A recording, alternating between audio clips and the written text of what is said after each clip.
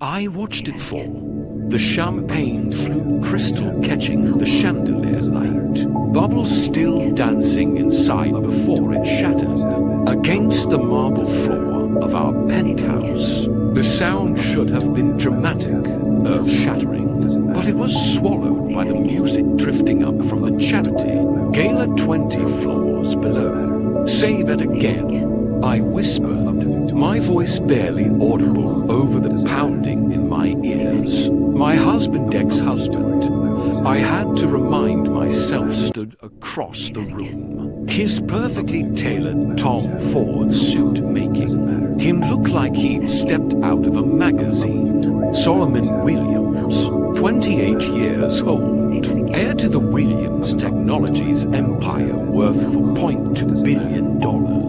The man I'd fallen desperately in love with 3 years ago when I was a struggling art student and he was the mysterious stranger. Bought every piece in my first gallery showing. I'm in love with Victoria, he repeated. And this time his voice was steadier, cold, like he'd practiced this speech in the mirror. I always have been. Victoria, my twin sister. The room tilted. I reached for the wall, my fingers sliding against the cool glass of the floor-to-ceiling windows overlooking Manhattan. Below, the city glittered like scattered diamonds, each light a life that wasn't falling apart. How long? The question scraped out of my throat. Solomon had the decency to look away. Does it matter? How long? Since the beginning. He met my eyes then, and I saw something flicker. There was it guilt? Pity? She came to visit you that first month we were dating. Do you remember? You were so excited to introduce us. I remembered. God, I remembered. Victoria had flown in from Paris, where she was modeling for Chanel. She walked into our tiny Brooklyn apartment like a goddess descending from Olympus, golden hair and perfect skin, and that effortless confidence that had always made me feel like a shadow, like the rough draft to her masterpiece. We tried to fight it, Solomon continued, and I wanted to laugh at the absurdity of that statement. But when you were in the hospital last month after the accident where I almost died, my voice was rising now, hysteria creeping in at the edges. The accident where I was in a coma for 3 days while you held my hand and told me you loved me. Victoria was there too. She never left the hospital, and we realized we couldn't keep pretending. The accident, 3 broken ribs, a punctured lung, a concussion that had left me with migraines I still couldn't shake, a drunk driver who'd run a red light while I was walking home from the gallery. I'd spent 2 weeks recovering, and Solomon had been so attentive, so loving, bringing me flowers every day, reading to me, helping me shower when I was too weak to stand, all while falling in love with my sister. The divorce papers are ready, Solomon said, and his tone had shifted into business mode. The same voice he used in board meetings, cold and efficient. My lawyers drew them up last week. You'll be well compensated, of course. The prenup. I don't care about the money. It was true. I'd never cared about his billions, though no one had ever believed me. Not his family, not the society pages that had labeled me a gold digger. Not even Victoria, especially not Victoria. Isla, please. Solomon took a step toward me, and I flinched back, tried to understand. Victoria and I, we're the same. We come from the same world. She understands the pressure, the expectations. You never really fit in, and I thought I could overlook that. But I'm too ordinary. The words tasted like ash. Too plain, too poor. That's not what I meant. It's exactly what you meant. I looked down at my hands, at the massive diamond ring that suddenly felt like a shackle. With trembling fingers, I worked it off and held it out to him. Here, give it to her. She always said it should have been hers anyway. Solomon took the ring, and for a moment, our fingers touched. Once, that touch had sent electricity through my entire body. Now I felt nothing. Numb. Empty. I'll stay at the plaza tonight, he said. You can have the penthouse for the next few days while you pack. After that, I'm homeless. I laughed, and it came out broken. Because this was never my home, was it? It was always yours. Everything was always yours. Even my sister, Isla. Get out.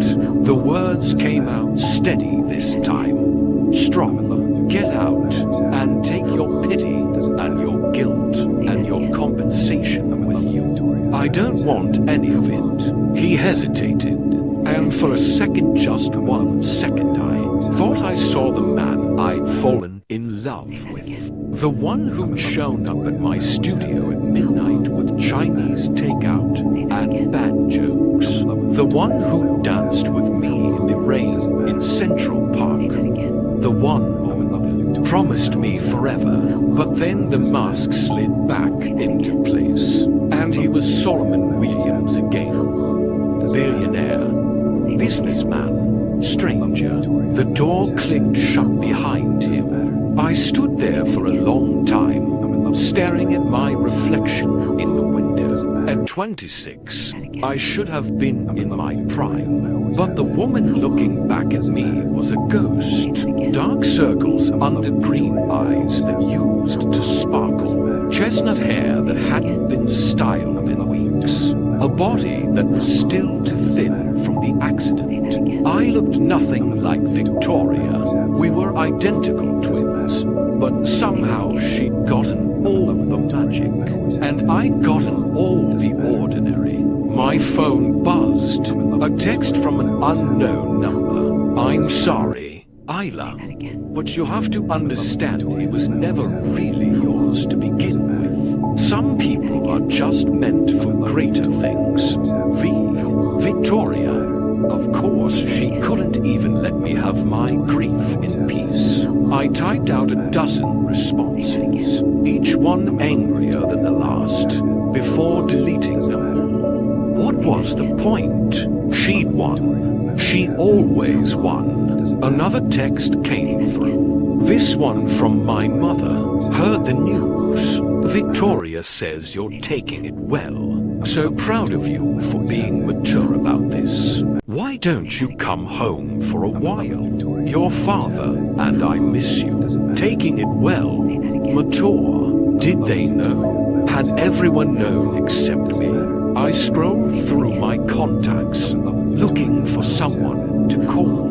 But Solomon had been my whole world for 3 years. His friends had become my friends. His life had swallowed mine whole until I couldn't remember who I'd been before him. The only person in my contacts who was truly mine was Sarah, my best friend from art school.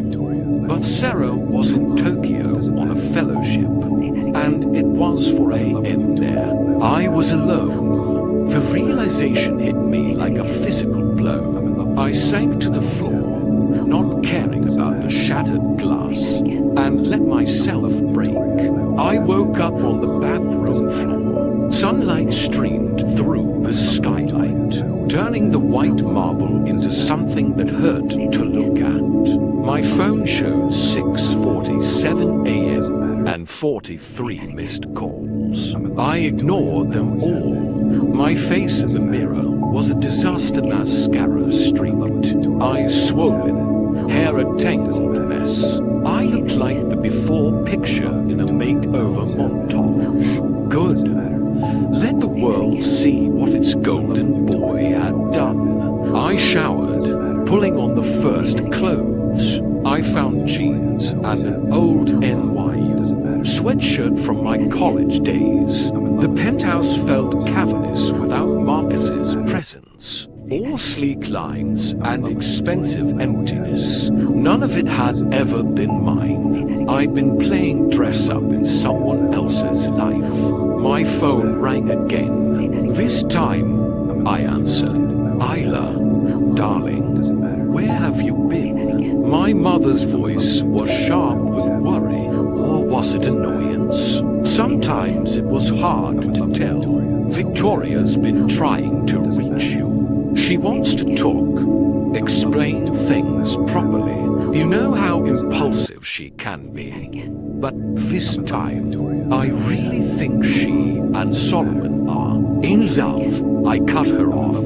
Yes, Mother. Solomon explained that part quite clearly. Well, she paused, and I could picture her in the family's Connecticut mansion, probably arranging flowers or planning her next charity luncheon. Then you understand. Victoria has always been meant for this kind of life. The galas, the society pages, the pressure. You were never quite comfortable with it, were you? Remember that disaster at the Met Gala when you wore that vintage dress instead of... I have to go. Isla Marie. I hung up. The walls were closing in. I needed air, space, anything but this golden cage. I grabbed my old messenger bag, the one I used in art school, worn leather covered in paint stains, and walked out. Didn't bother locking the door. What did I have worth stealing? Solomon could have it all. The doorman, Robert, looked surprised to see me leaving so early. Mrs. Williams, shall I call for the car? It's just Isla, I said, and no. I'm walking. His expression shifted to concern. Are you? Is everything all right, ma'am? The kindness in his voice nearly broke me again. No, Robert, everything is decidedly not all right, but it will be. I didn't believe the words even as I said them. The city was just waking up. Food trucks were setting up on corners. Delivery people hurried past with arms full of packages. And the early morning joggers claimed Central Park's paths. I walked without direction, letting my feet carry me through neighborhoods I hadn't visited in years. I ended up in Brooklyn, outside my old studio apartment. A young couple lived there now. I could see their plants in the window. Bright pops of green where I'd once hung my paintings. That version of me felt like another lifetime. Before Marcus, before I traded my dreams for someone else's reality. Isla, I turned. The man standing behind me was familiar, though it took me a moment to place him. Tall, dark hair falling into eyes the color of storm clouds. Wearing paint-splattered jeans and a leather jacket. There was a canvas bag slung over his shoulder, and I could see the edges of stretched canvases peeking out. Dominic, I breathed. Dominic Reeves. We'd been in the same MFA program at NYU, shared studio space, stayed up until 3 a.m. arguing about Rothko versus Pollock. He'd been talented, more talented than anyone else in our class, but he'd dropped out in the final semester. Rumor was he'd had a breakdown, or a fight with the department head, or both. That had been 4 years ago. I thought that was you, he said.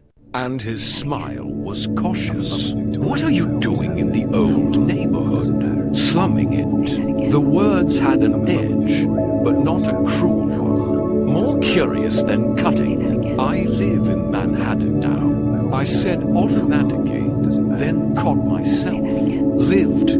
Past tense, I guess. His eyes narrowed, taking in my appearance the sweatshirt, the lack of makeup, the fact that I was wandering Brooklyn at 8 a.m. on a Wednesday like a ghost. "You okay?" "No." The honesty surprised us both. My husband just left me for my twin sister. My parents think it's for the best, and I just realized I have nowhere to go, and no idea who I am anymore. So no, Dominic, I'm not okay. He studied me for a long moment. "You eat breakfast yet?" "I want breakfast. Most important meal of the day. There's a place around the corner that makes the best pancakes in Brooklyn. My treat." I should have said no, should have made an excuse, and disappeared back into my misery. But something in his storm gray eyes made me nod. Okay, the diner was a hole in the wall, with cracked vinyl booths and a waitress who called everyone honey. It smelled like coffee and bacon and normalcy.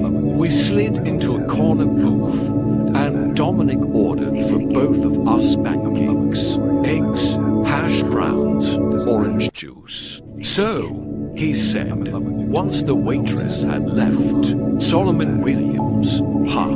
I remember reading about your wedding in the Times. Rising art star marries tech billionaire." They made it sound like a fairy tale. Fairy tales usually end with happily ever after. They don't mention the part where Prince Charming falls for your sister, twin sister. Dominic whistled low. "That's cold. Victoria." I traced patterns in the condensation on my water glass. "She's perfect. Always has been. I don't know why I'm surprised. Perfect is boring." I looked up, startled by the vehemence in his tone. "I'm serious," he continued. "I've seen Victoria's Instagram. She looks like every other model, angles and filters and emptiness. He leaned back, studying me. "You were real. Your art had soul. That's why it sold. Had soul," I repeated. Past tense. "When's the last time you painted?" The question hit like a punch. I don't know. 2 years, maybe longer. Why? Solomon thought I should focus on being his wife. The gallery shows, the charity events, the society pages. There wasn't time for painting. There's always time for the things that matter. The food arrived before I could respond. We ate in silence for a while, and I was surprised to find I was actually hungry. The pancakes were incredibly fluffy and sweet with just a hint of vanilla. "What about you?" I asked finally. "What happened after you left school?" Dominic's expression shuttered. Long story, short version. I hit rock bottom, got clean, and started over. Been selling my work privately for the last 3 years. Nothing fancy, but it pays the bills. Got clean, I repeated carefully. "Pills," he said it matter-of-factly, without shame. "Started using to cope with the pressure, the deadlines, the constant feeling that I wasn't good enough. Nearly killed me, but I'm 2 years sober now." I looked at him, really looked at him, and saw the truth in his eyes. The hard-won peace, the scars that had healed into strength. "I'm proud of you," I said quietly. "Thanks." He smiled, and it transformed his face. "Now, about you. What are you going to do?"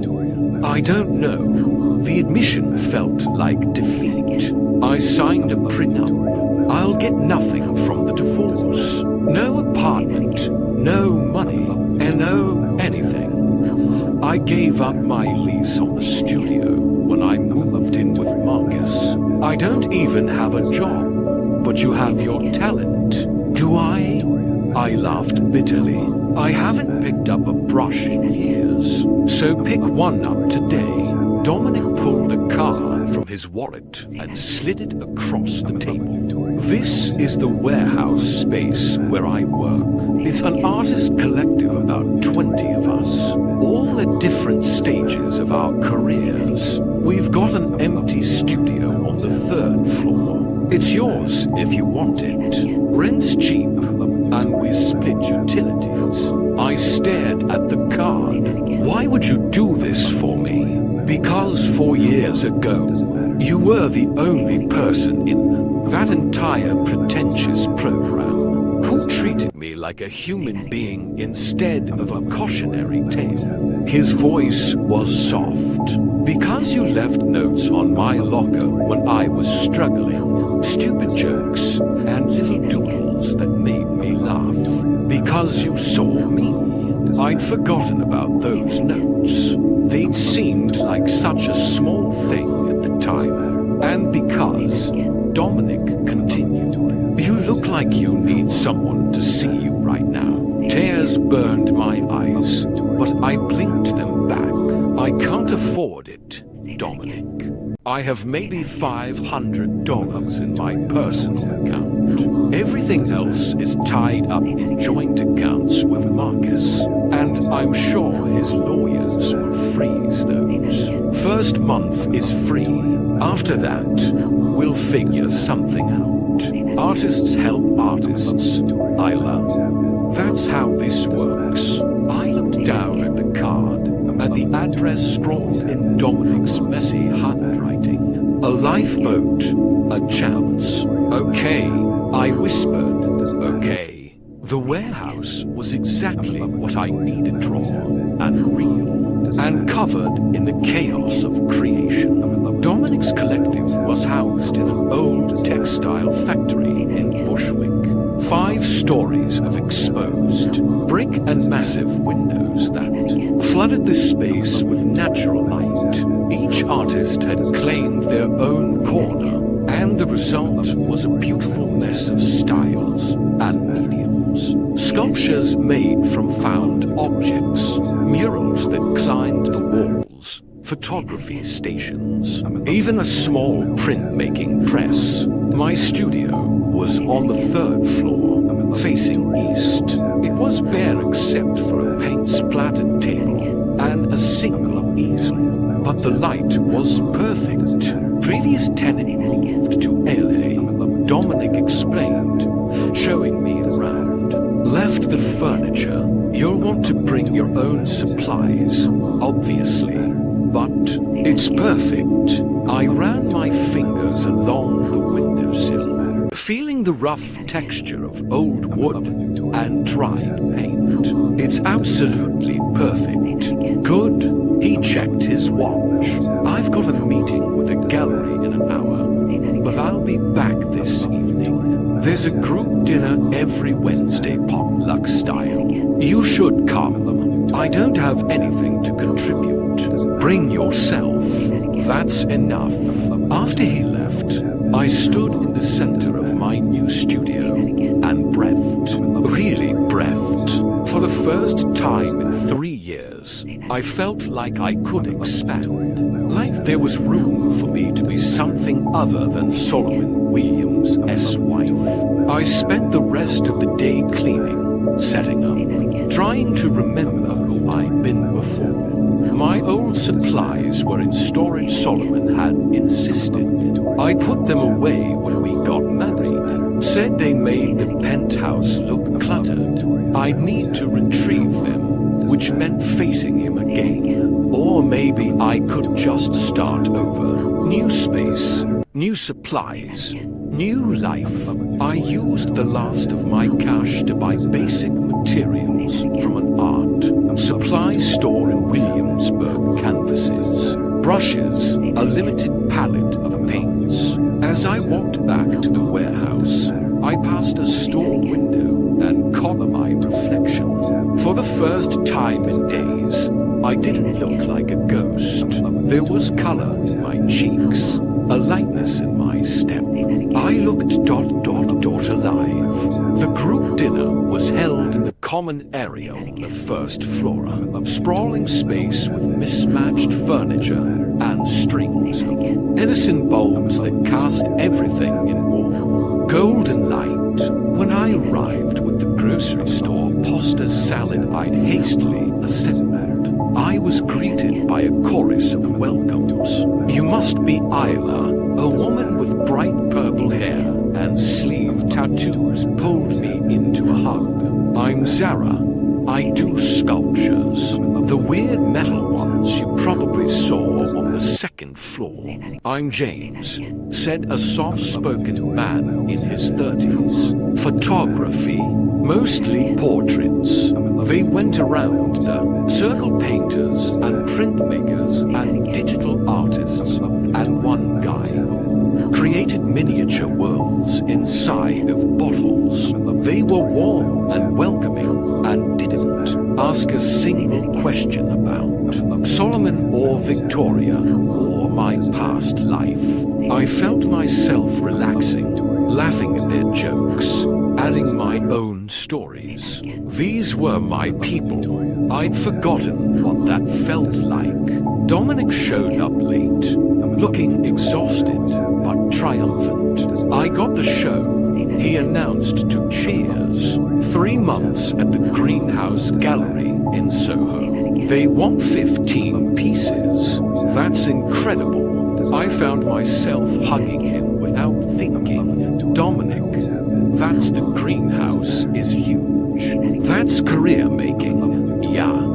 He grinned, his whole face lighting up. Yeah, it is. We celebrated late into the night, and I couldn't remember the last time I'd felt this happy, this free. The next morning, I stood in front of a blank canvas and realized I had no idea what to paint. 3 years ago, I painted emotions swirling abstracts that captured grief and joy and everything in between. But I'd lost touch with those feelings, buried them under the weight of being Marcus's perfect wife. I picked up a brush, dipped it in paint, and froze. What if I'd lost it? What if the talent that had once come so naturally was gone, dried up, erased by years of neglect?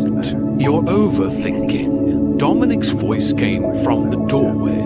I can hear you spiraling from downstairs. I don't know what to paint, so don't paint anything specific.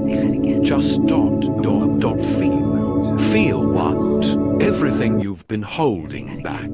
He crossed the room, standing beside me. All that anger, that grief, that betrayal. Put it on the canvas. Stop trying to be perfect and just be honest. I looked at him, then at the canvas. What if it's terrible? Then it's terrible, but at least it'll be real. He squeezed my shoulder. You've got this, Isla. I've seen your work. The talent doesn't just disappear. After he left, I stood there for another 5 minutes.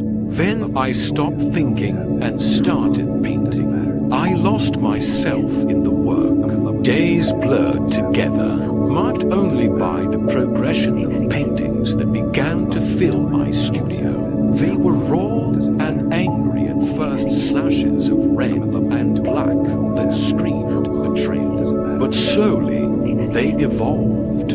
Blues crept in, then purples, then gold. The rage transformed into something else, something stronger. I painted through my divorce proceedings, barely glancing at the papers Marcus's lawyers sent over. Dominic's friend, a lawyer who worked pro bono for artists, helped me me navigate the process. As predicted, I got nothing, but I'd also asked for nothing. Clean break. New start. I painted through Victoria's wedding announcement to Marcus, yes. They were already getting married. 3 months after my divorce was finalized, the society pages called it a love story for the ages. I painted through my parents' disappointed phone calls, their gentle suggestions that maybe I should get a real job and stop this art nonsense. And slowly, something remarkable happened. I got better, not just better than I'd been better than I'd ever been. The pain had cracked me open, and what poured out was years of suppressed creativity. Every emotion I'd swallowed, every word I'd left unsaid, every time I'd made myself smaller, it all went into the work. Dominic noticed first. Isla, he said one evening, standing in my studio doorway. They're extraordinary. I looked at the canvases covering my walls, 20 pieces now, each one a chapter in my transformation. You think so? I know so. He pulled out his phone. I'm sending these to Elena at the greenhouse. She's always looking for new artists, and I think she'd love your work. Dominic, you don't have to.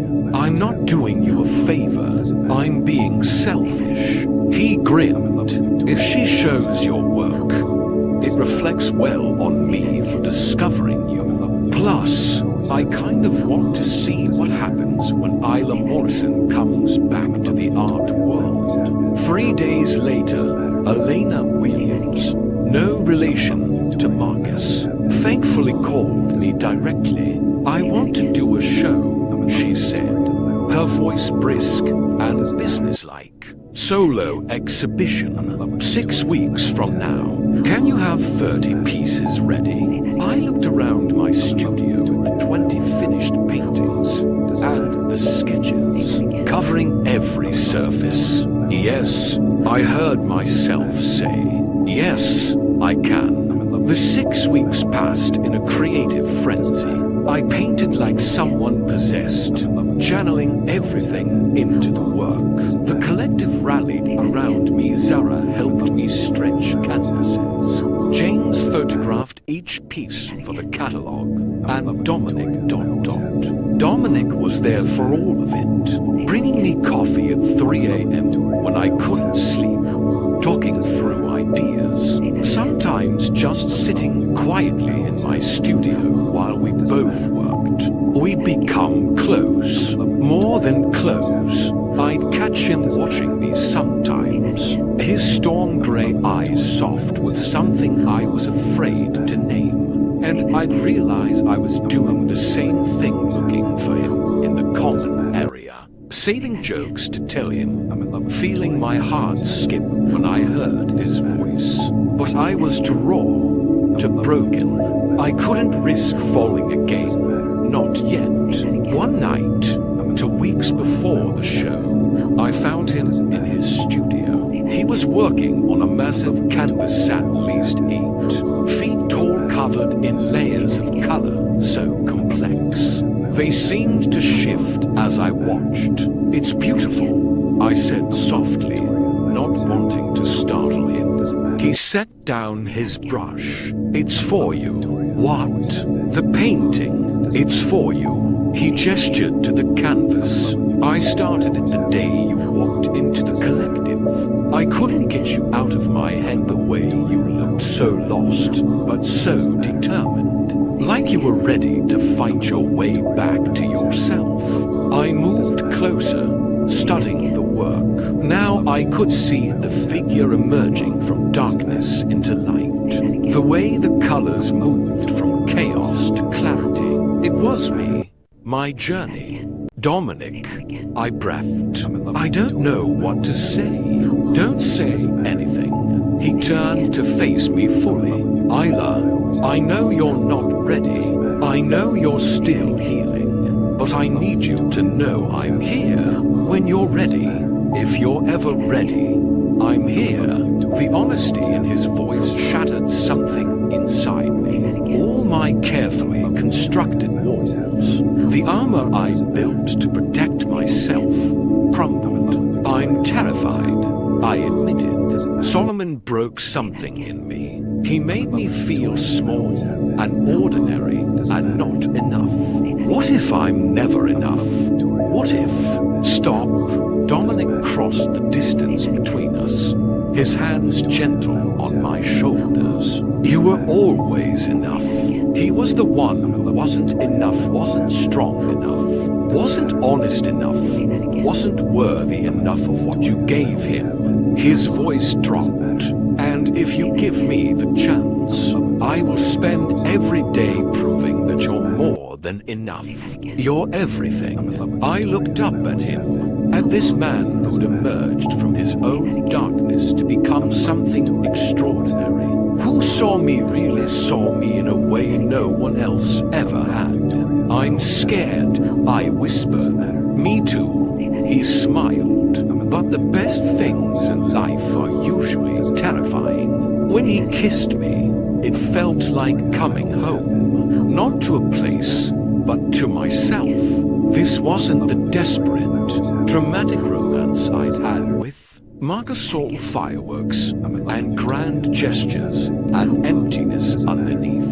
This was real, solid, built on a foundation of respect and understanding and genuine connection. This was love, not love at first sight, but love earned through showing up, through being present, through seeing someone at their worst and staying anyway. When we finally pulled apart, I was crying, but this time, they were good tears. Thank you, I said, for everything, for the studio, for believing in me, for being selfish. He laughed, brushing tears from my cheeks. Because that's what this is, Isla. I'm being completely selfish. I want you in my life. I want to watch you create. I want to grow with you and challenge you and be challenged by you. I want everything. Everything sounds good, I said, and kissed him again. The night of my exhibition opening, I stood in the greenhouse gallery and felt like I was in a dream. The space was packed critics, collectors, artists, and art lovers crammed shoulder to shoulder to see my work. Elena had titled the show Phoenix Rising, and I had to admit, it fit. The paintings told a story of destruction and rebirth, of finding strength in the breaking. I wore a simple black dress vintage from a thrift store in Brooklyn, not a designer gown. My hair was in its natural waves, and I wore minimal makeup. I looked like myself. Finally, Dominic stood beside me, devastating in a dark suit, his hand a steady presence at the small of my back. The collective had shown up in force, Zara in a purple velvet tuxedo, James with his ever-present camera, all of them beaming with pride. Nervous, Dominic murmured in my ear. Terrified, I admitted. What if no one likes it? They already love it. Look, he was right. Red dots were appearing next to my paintings. The Universal Gallery's symbol for sold. One after another, my pieces were being snapped up by collectors. Isla Morrison. I turned to find an elegant woman in her 50s, her silver hair in a sleek bob, extending her hand. I'm Margaret Whitmore. I run the Whitmore Foundation. We fund emerging artists. I know who you are.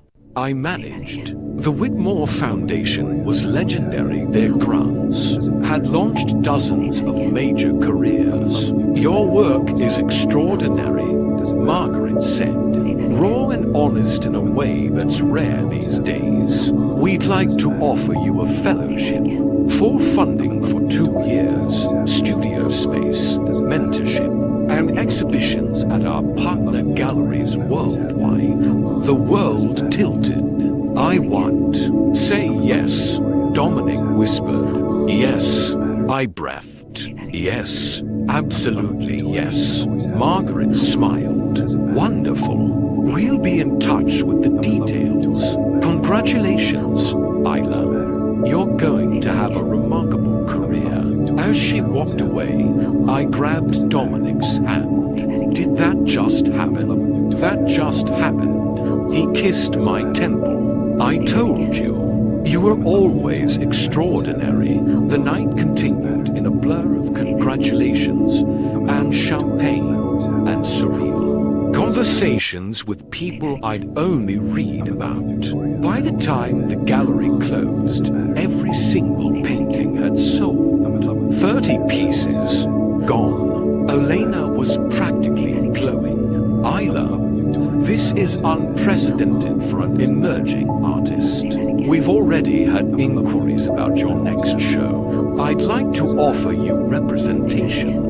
Exclusive gallery representation. Yes, I said, not even needing to think about it.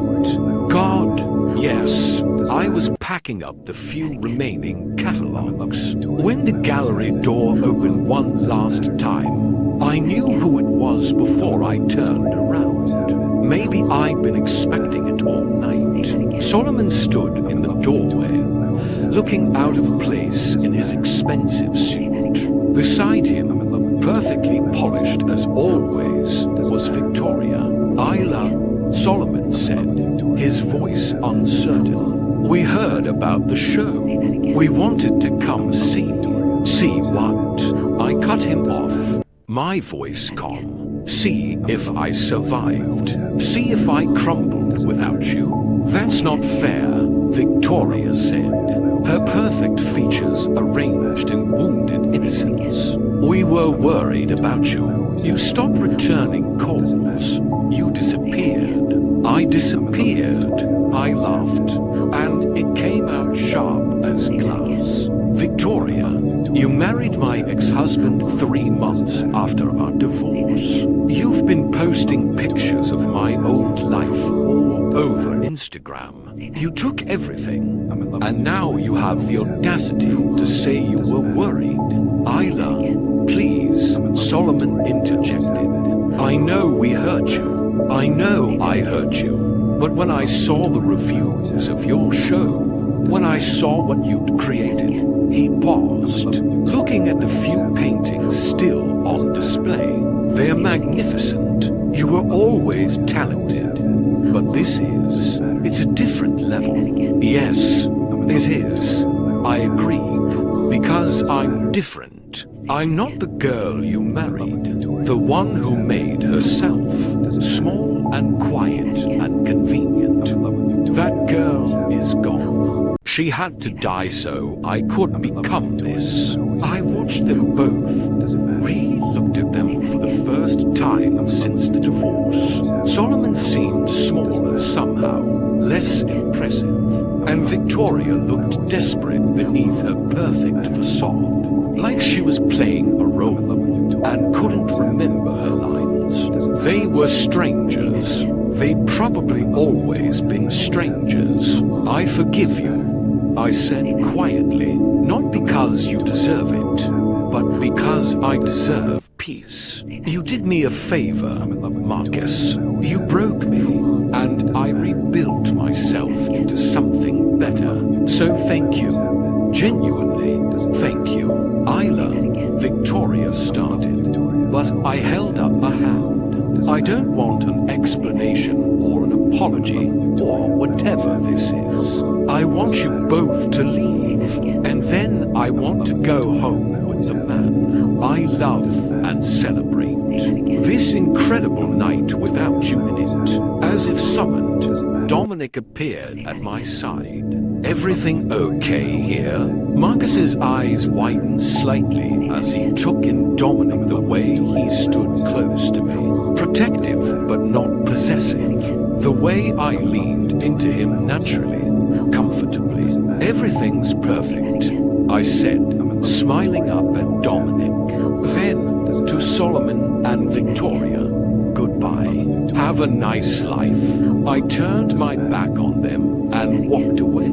I didn't look back to see if they left. It didn't matter anymore. 1 year later, I painted in my studio the new one, in the building Dominic and I had bought together in Red Hook. It was massive, with north-facing windows and enough space for both of us to work. His pieces took up the west wall, mine the east, and in the center was the area we designated for collaboration. The Whitmore Fellowship had been everything Margaret promised and more. I'd had shows in London, Paris, and Tokyo.